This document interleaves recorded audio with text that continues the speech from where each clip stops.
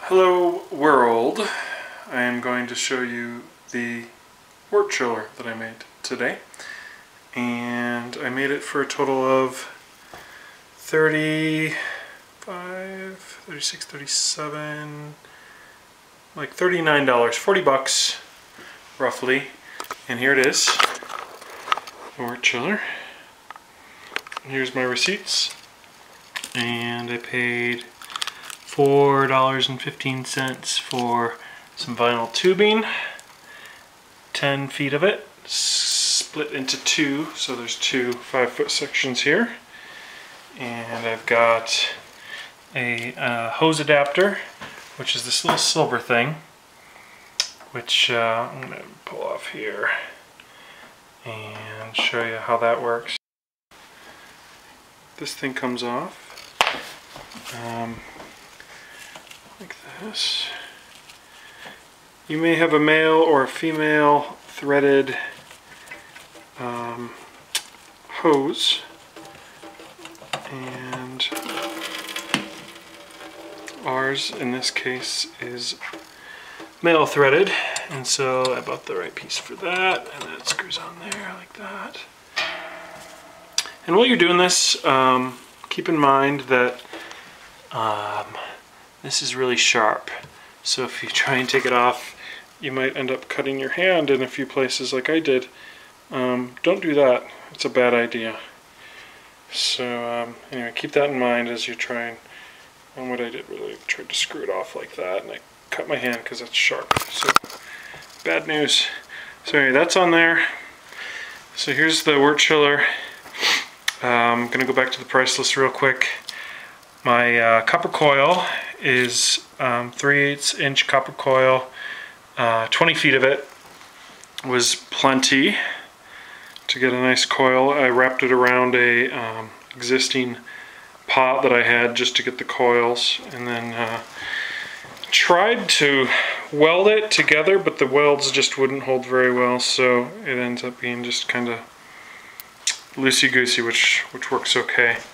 And the other last piece that I paid for was this 250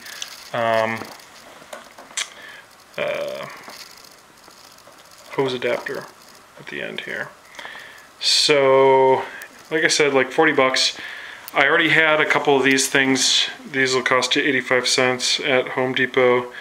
If you already have them, that's good. If you don't already have them, look at the dollar store, because you can get a set of hose clamps for $1 each that includes like maybe 4 or 5 different hose clamps, and try those out for size.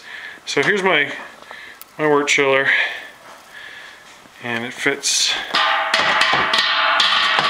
nicely in my brew kettle right there.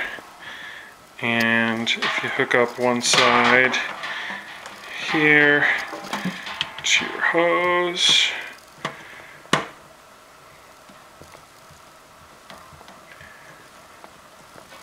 boring.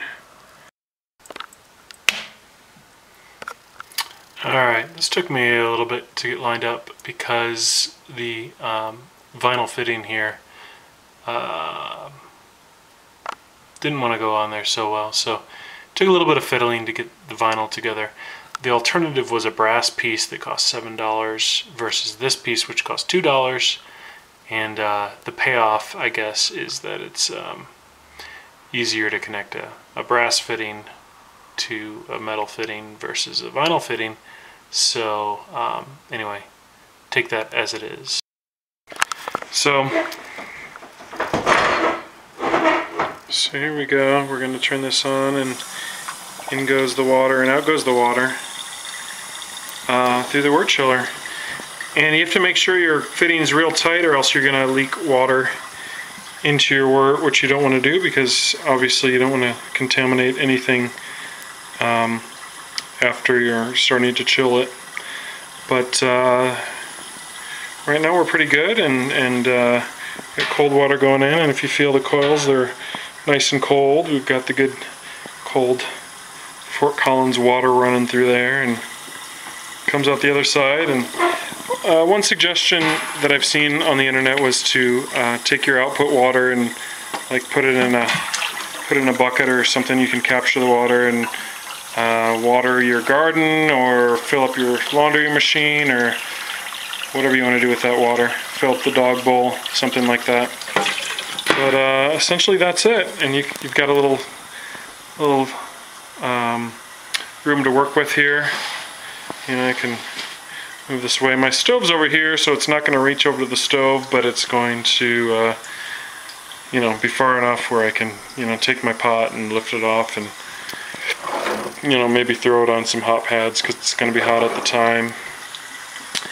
And we'll give it a true test in about a week here when I'm ready to do my next brew. And when you're done with it, you're going to have some water in your line, obviously still. So you can pull it out of your brew. And what you can do is just take the end of your hose and blow on it. Whoops.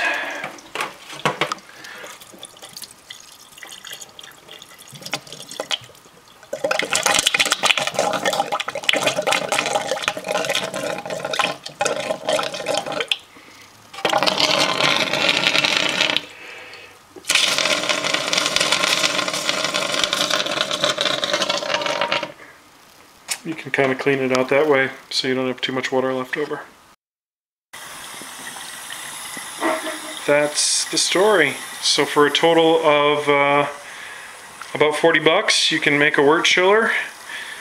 And be careful when you're bending your copper tubing, because this one I kind of pinched a little bit. You can see it's a little thinner here on the neck.